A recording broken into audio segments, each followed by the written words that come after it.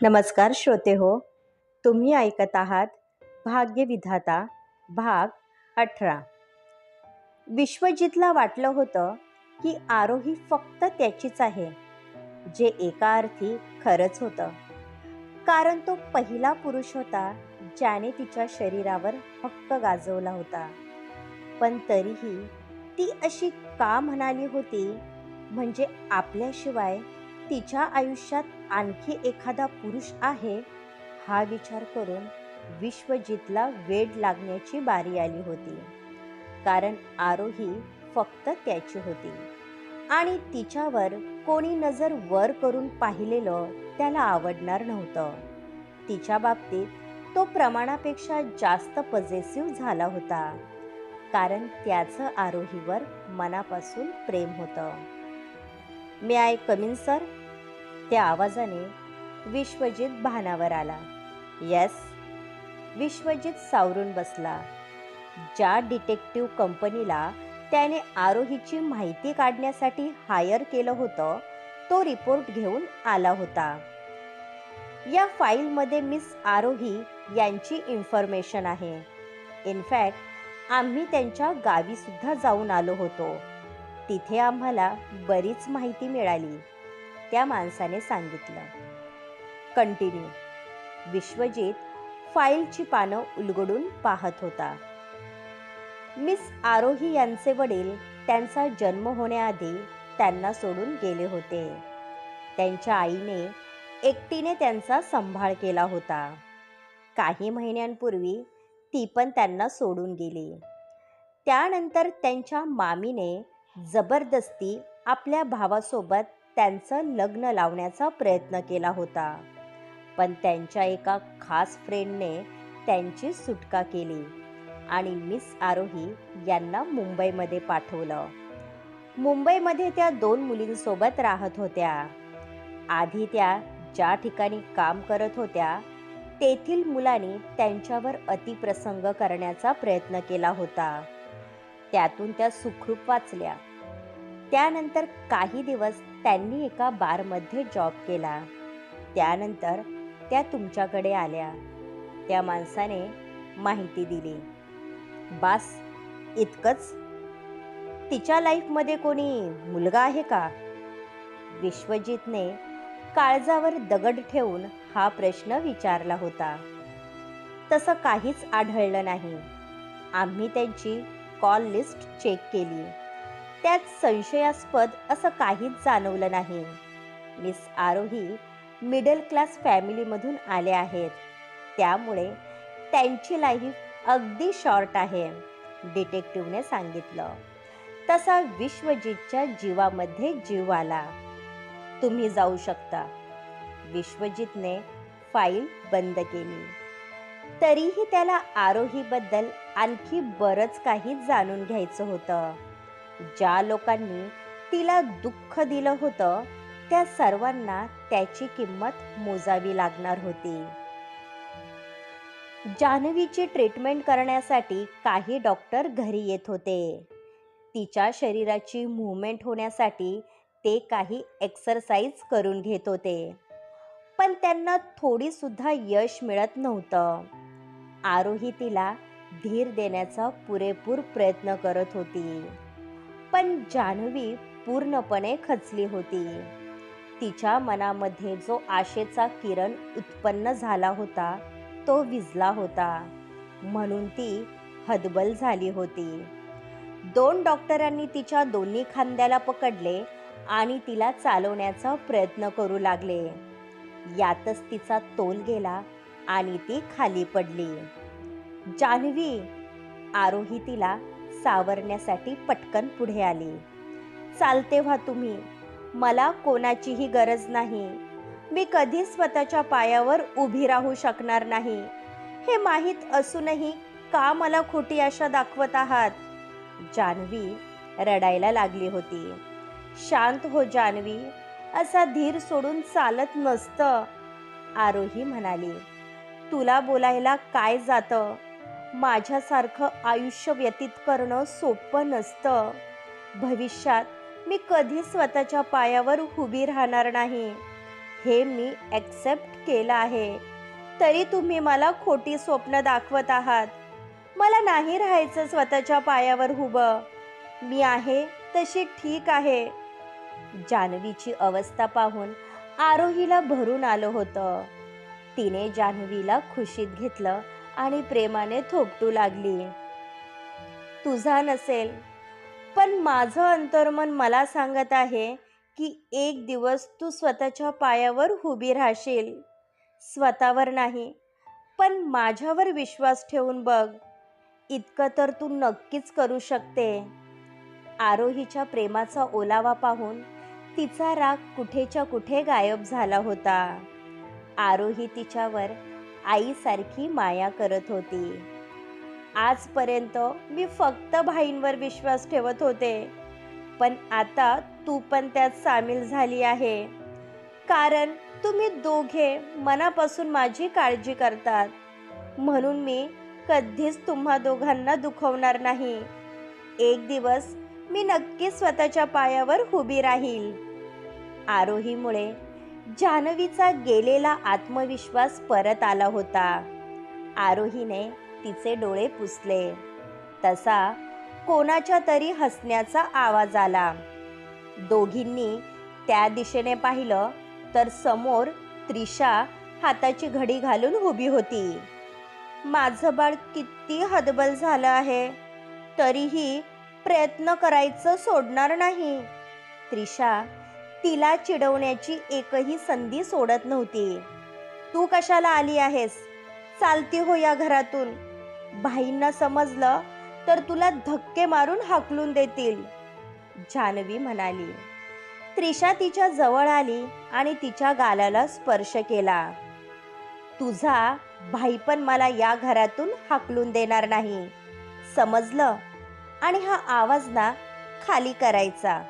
विसरू नको, मी तुझी होणारी वहिनी आहे, त्रिशा म्हणाली.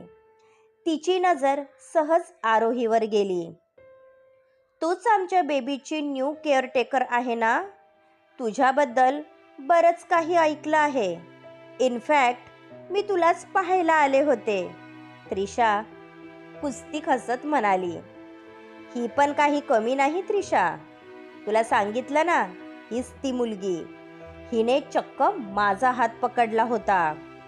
जान्हवी सोबत राहून तिला पण पंख आले आहेत. वेळीच तिचे पंख छाटून टाक, नाहीतर ही पण घुसखोरी करायला कमी नाही करणार. रीटाच्या मनामध्ये आरोहीविषयी राग धुसपसत होता, म्हणून तिने आधीच त्रिशाचे कान भरले होते. म्हणून ती पाटील हाऊसमध्ये आली होती. ए, नोकर आहेस ना? मग आपल्या लायकीत राहायचं. हे, आय थिंक आपण याआधी पण भेटलो आहोत. कुठे? हां, आठवलं. त्या दिवशी तूच माझ्या गाडीसमोर आली होती.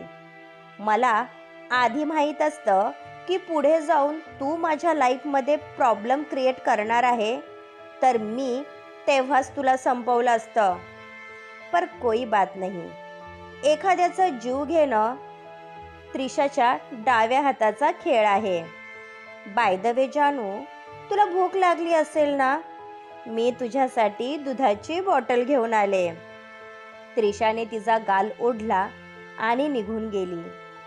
आरोहीने नोकरांच्या मदतीने जान्हवीला व्यवस्थित खुर्चीवर बसवलं. ही खरंच तुझी होणारी वहिनी आहे? आरोहीला ती अजिबात आवडली नव्हती. ती माझी वहिनी कधीच होणार नाही. ती आमची फॅमिली फ्रेंड आहे. तिला विश्वाभाईसोबत लग्न करायचं आहे.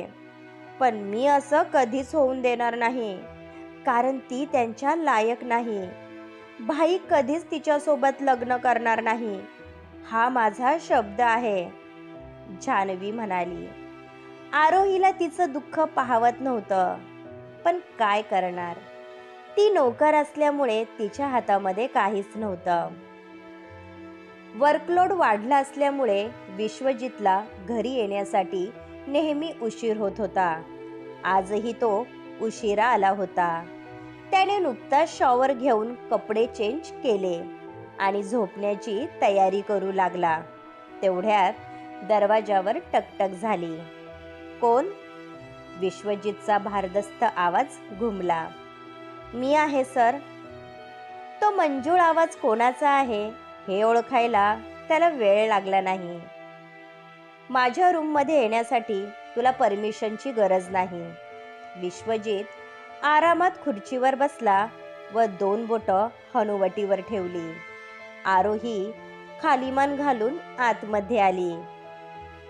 मला वाटलं होतं की त्या दिवशी जे झालं त्यानंतर तू माझ्यासोबत बोलणार नाही. विश्वजितची नजर तिला स्कॅन करत होती.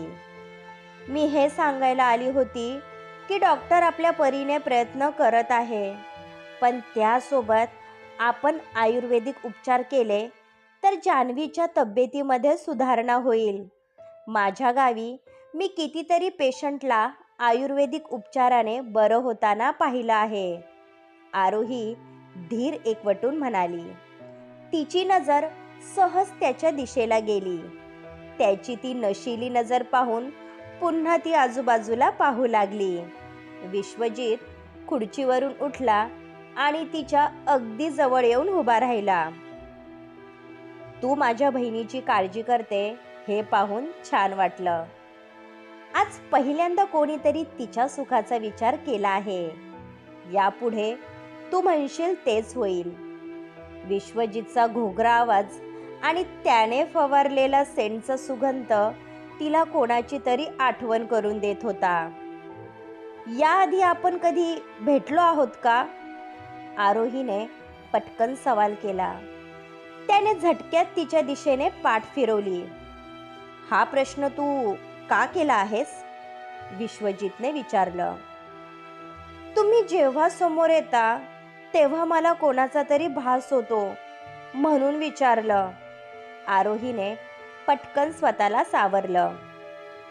आपण याआधी भेटलो असतो तर तुला माझा चेहरा लक्षात राहिला असता, कारण एखाद्या मुलीने मला विसरावं असा मी नक्कीच नाही. विश्वजितने तिच्याकडे पाहिलं. यावेळी त्याच्या चेहऱ्यावर मिश्किल भाव होते. सॉरी सर, म्हणजे मला तसं म्हणायचं नव्हतं. मी ना काही डॉक्टरांचे नंबर्स काढते आणि तुम्हाला सांगते. आपण त्यांची भेट घेऊ. Good night sir. आरोही जाण्यासाठी निघाली. 1 मिनिट आरोही, मला तुझ्यासोबत थोडं बोलायचं होतं. विश्वजितने तिला रोखलं. त्या दिवशी तू म्हणाली होती की तुझ्या लाईफमध्ये कोणीतरी मुलगा आहे. मला विचारण्याचा अधिकार नाही, पण माझ्या घरी जी मुलगी राहते तिच्याबद्दल मला माहिती असणं गरजेचं आहे म्हणून विचारलं. विश्वजितने विचारलं. तो कोण आहे मला माहीत नाही, पण मी माझं सर्वस्व त्याला अर्पण केलं आहे. माझ्या आयुष्यामध्ये त्याचं स्थान मी कोणालाही देणार नाही. आरोहीला दाटून आलं होतं म्हणून ती निघून गेली. पण आपण जे ऐकलं यावर त्याचा विश्वास बसत नव्हता. याचा अर्थ आरोही आपल्याबद्दल बोलत होती. ज्या व्यक्तीला तिने साधं पाहिलं देखील नाही त्याच्यावरती इतका विश्वास करते. आता त्याला समजलं होतं की आरोही बाकी मुलींपेक्षा वेगळी आहे. तिच्यामध्ये काहीतरी खास आहे म्हणून तो तिच्या दिशेने खेचत चालला होता. यावेळी त्याला जो आनंद झाला होता तो शब्दात सांगण्यासारखा नव्हता.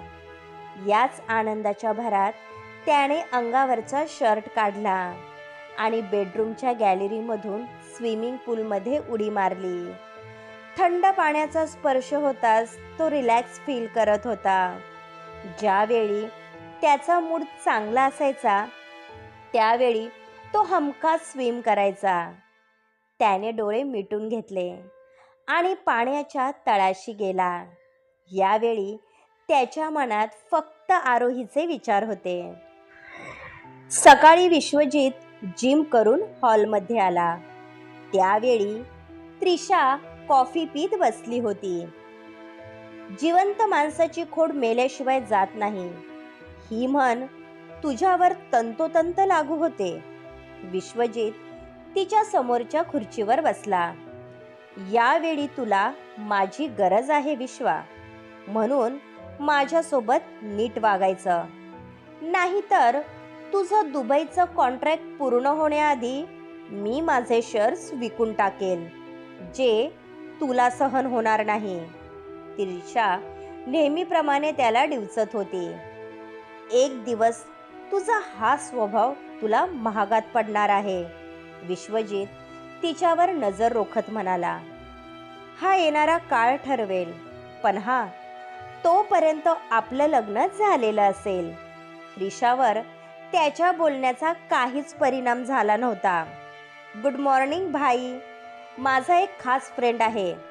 त्याची आपल्यासोबत पार्टनरशिप करण्याची इच्छा आहे. तुमची परमिशन असेल तर मी तुमची मीटिंग फिक्स करतो. अभिजित म्हणाला.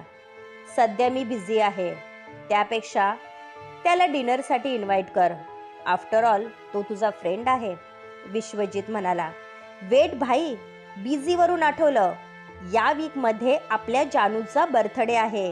यावेळी आपण जानूचा बर्थडे अगदी खास करायचा. तुमचं काय म्हणणं आहे? अभिजितने विचारलं. Great idea. आपण मस्त बीचवर पार्टी ऑर्गनाईज करूया.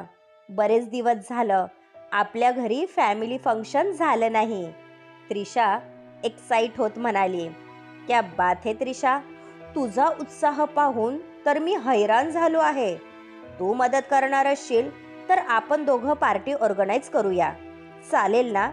अभिजितने हात पुढे केला. त्रिशाने पटकन त्याचा हात हातामध्ये घेतला. आज ना उद्या या घरची रिस्पॉन्सिबिलिटी माझ्यावर येणार आहे, म्हणून आत्तापासून प्रॅक्टिस करत आहे. त्रिशाने विश्वजितला हळूच डोळा मारला. अभिजितने बड्या मुश्किलीने आपलं हसू कंट्रोल केलं आणि दोघेही निघून गेले. त्रिशा सहजासहजी आपला पिच्छा सोडणार नाही हे विश्वजितने जाणले होते. यावेळी मनात असूनही त्याच्या हातामध्ये काही नव्हतं. जोपर्यंत दुबईचं कॉन्ट्रॅक्ट होणार नव्हतं तोपर्यंत त्याला त्रिशाच्या कलेने घेणं गरजेचं होतं. तोपर्यंत तो आरोहीला कन्व्हिन्स करणार होता आणि तिच्यासोबत लग्न करणार होता. त्यानंतर त्रिशाला तिची खरी जागा समजणार होती. क्रमश. पुढचे भाग ऐकण्यासाठी आमच्या चॅनलला सबस्क्राईब करा. धन्यवाद.